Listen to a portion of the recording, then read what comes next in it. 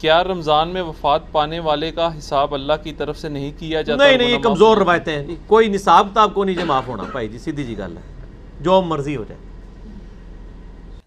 جو لوگ جمعہ یا رمضان میں فوت ہو رہے ہیں، کیا ان سے قبر میں سوال؟ یہ ضعیف روایتیں ملتی ہیں جمعہ اور رمضان کے بارے میں، لیکن وہ قرآن و سنت کے اصول میں بیٹھتی کوئی نہیں ہے۔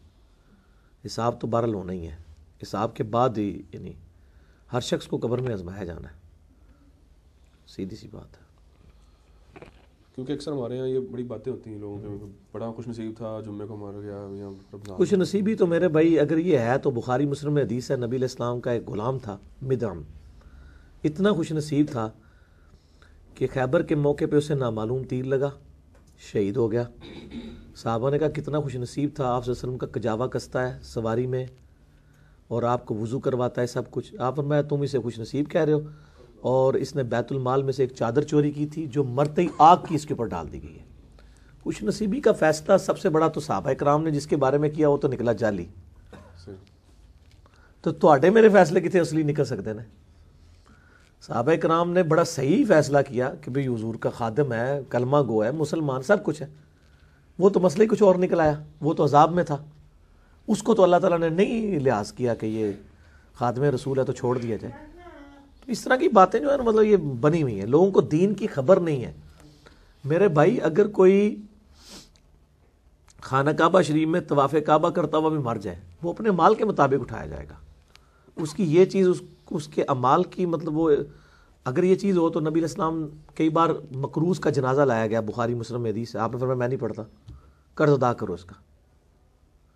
حالانکہ یہ بھی ہم کہتے ہیں جی حضور کے پڑھنے سے ویسے ہی معاف ہو جانا ہے، نہیں، چاہے آپ علیہ السلام بھی جنازہ پڑھ دیتے قرض تو نہیں معاف ہونا۔ تو یہ لوگوں نے خود سے ہی دین بنایا ہوا ہے، یہ دین کا مزاج ہی نہیں ہے، اسی لیے میں کہتا ہوں کہ لوگوں نے دین کا مزاج سمجھا ہی نہیں ہے، دین میں یہ چیزیں نہیں ہیں جو لوگوں نے سمجھی ہوئی۔ ادھر تو میرے بھائی ننگی تلوار ہے۔ سعد ابن ابی وقاص جب جنگ قادسیہ کے لیے گئے، سیدنا عمر نے خط لکھا اور کہا سعد اس پہ نہ کرنا کہ اللہ کے نبی کے ماموں ہو، یہ نبی علیہ السلام کے ننہال کے خاندان سے، اللہ کا کوئی رشتہ دار نہیں ہے۔ ان کا نبی علیہ السلام نے رشتہ داری ہے پر اللہ نہ کسی کی رشتہ داری نہیں ہے، اللہ تعالیٰ نے مال کے مطابق اٹھانا ہے، اینکی پھینکی کی پکڑا جائے گا، بھئی اللہ کا کوئی رشتہ دار نہیں ہے۔ بخاری مسلم میں حدیث ہے میری بیٹی فاطمہ میرے مال میں سے جو لینا ہے لے لے، اگر اللہ نے پکڑ لیا میں تجھے چھڑا نہیں سکوں گا۔ حالانکہ فاطمہ جو ہے سلام اللہ علیہا جنتی عورتوں کی سردار ہے، بخاری مسلم میں ہے، لیکن وہ اصل میں ان کو نہیں پوری امت کو بتایا جا رہا تھا کہ بھئی اگر اعمال برے ہوئے تو آپ کی نسبت آپ کو فائدہ نہیں دے گی، اگر اعمال صحیح ہوئے تو نسبت کا فائدہ بھی ہوگا، کوئی شک نہیں۔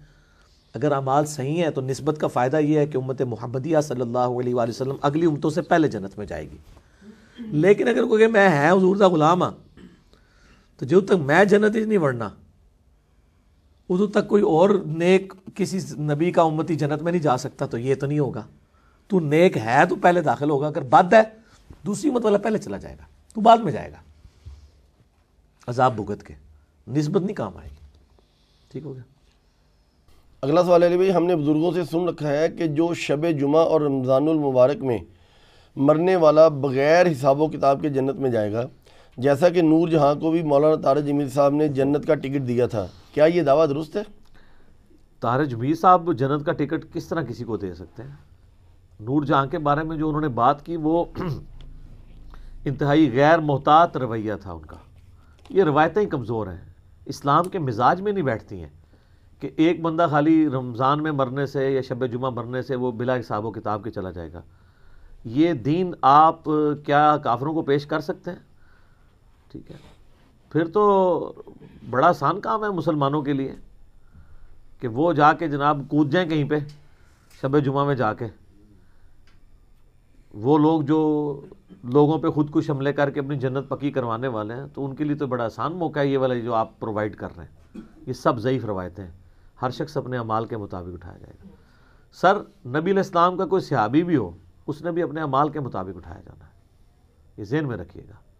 اس طرح نہیں ہوگا کہ آپ دیکھیں بخاری مسلم میں حدیث ہے، نبی علیہ السلام فرمایا میری امت کے 70,000 لوگ بغیر حساب و کتاب کے جنت میں جائیں گے۔ حضرت عکاشہ کھڑے ہوئے، یا رسول اللہ دعا کریں میں ان میں ہوں، آپ نے فرمایا تم ان میں ہو۔ ایک اور صحابی کھڑے ہوئے، آپ نے فرمایا عکاشہ بازی لے گیا۔ تو آپ ادھر شب جمعہ کو لیے بیٹھے ہیں، مجھے بتائیں شب جمعہ یہ زیادہ افضلیت ہے کہ یا رسول اللہ کی صحبت اختیار کرنا صلی اللہ علیہ وآلہ وسلم. تو ان کو تو گارنٹیاں مل رہی کوئی نہیں ہے. اشاراتم مبشراتم 10 سے آپ ہیں نا سر. ہمارا تو عقیدہ ہے الٹیمیٹلی سارے جنتی ہیں، لیکن جس طرح یہ کہہ رہے ہیں نا بغیر حساب و کتاب، نہیں سر، بغیر حساب و کتاب نہیں. نبی الاسلام کا فرمان ہے عمار کا قاتل اور مال لوٹنے والا جہنم کی آگ میں ہے، اور ابو الغادیہ صحابی ہے، وہ صلح حدیبیہ کا صحابی ہے، تو اپنا عذاب بھگت کے چلا جائے گا الٹیمیٹلی. تو آپ لوگ کس کھاتے میں؟ ہم تو رضی اللہ عنہ کہتے ہیں ابو الغادیہ کو، کیونکہ مسند ابی الغادیہ مسند امام احمد میں ایک چیپٹر ہے جس میں ابو الغادیہ نے حدیثیں بیان کی ہیں نبی علیہ السلام سے، اور انہی حدیثوں میں ان کے اپنے رونے کا بھی ذکر ہے کہ مجھ سے عمار کا قتل ہوا ہے، وہ حدیثیں بھی موجود ہیں. تو بڑا نازک معاملہ ہے. تسی کتنے بیٹھے ہوئے ہو جناب؟ حالانکہ مسلم شریف میں حدیث ہے جنہوں نے درخت کے نیچے بیعت کی ان کو آگ نہیں چوئے گی.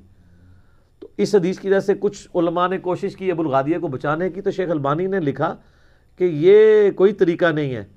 تخصیص جب آ گئی کہ عمار کا قاتل اور آگ لوٹنے والا دوزخ میں، اب وہ اصحاب شجرہ والی فضیلت سے نکل گیا. ہاں لا صلاۃ لمن لم یقرأ بفاتحۃ الکتاب. وہ کہتے ہیں قرآن میں وَإِذَا قُرِئَ الْقُرْآنُ فَاسْتَمِعُوا لَهُ، تو یہ کہتے ہیں وہ تو حکم عام ہے، جب فاتحہ کے بغیر نماز نہیں ہوتی تو وہ نکل گئی، ادھر نکل گئی ادھر نہیں نکلی. ٹھیک ہے، ہمیں کوئی خوشی نہیں ہے، ہم تو رضی اللہ عنہ کہتے ہیں. آپ دیکھیں میں نے کربلا والے ریسرچ پیپر میں ابو الغادیہ کی حدیثیں ڈالی ہیں قتل عمار کی، انہوں نے خود روایت کی ہے، میں نے رضی اللہ عنہ لکھا ہے ساتھ. آپ سوچ سکتے ہیں کہ ایک شخص جس کے بارے میں اس کو اپنی زندگی میں یہ پتہ چل گیا ہو. وہ حدیث آتی ہے نا، ان کو پانی چاندی کے پیالہ میں پانی پیش کیا کہ پینے لگے، تو انہوں نے کہا کہ میں چاندی کے پانی میں پیالے میں پانی نہیں پیوں گا، نبی الاسلام نے میں سونے چاندی کے برتن استعمال کرنے سے منع کیا، اور پھر ساتھ زاروں قطار رونا شروع کر دیا کہ میں اس پہ تو احتیاط کر رہا ہوں کہ میں نے چاندی کے برتن میں پانی نہیں پینا، اور ان ہاتھوں نے عمار کو قتل کیا ہوا ہے. ٹھیک ہے سر، بڑا نازک معاملہ ہے سر. مرنے سے پہلے آئے مسلمان کر لے اس پہ غور، کتابوں کا خدا اور ہے بابوں کا خدا اور. سر یہ کتابوں کا خدا اور ہے بابوں کا خدا اور، یہ ایسی چیز ہے اس میں کوئی فرقہ نہیں بچ رہا. اب یہ والی حدیثیں جو ہیں یہ اہل حدیثوں کے لیے مشکل ہوئی ہوئی ہیں، وہ بڑا خوش ہوتے ہیں باقی ساری چیزوں پہ، ادھر آ کے وہ بھی پھنس جاتے ہیں. تو ان کو بھی یہ سنائیں آپ کہ ان میں بھی کتابوں کو فالو کرنا ہے، اپنی مرضی کی حدیثوں میں نہیں کرنا. بے شک. ٹھیک ہوگا.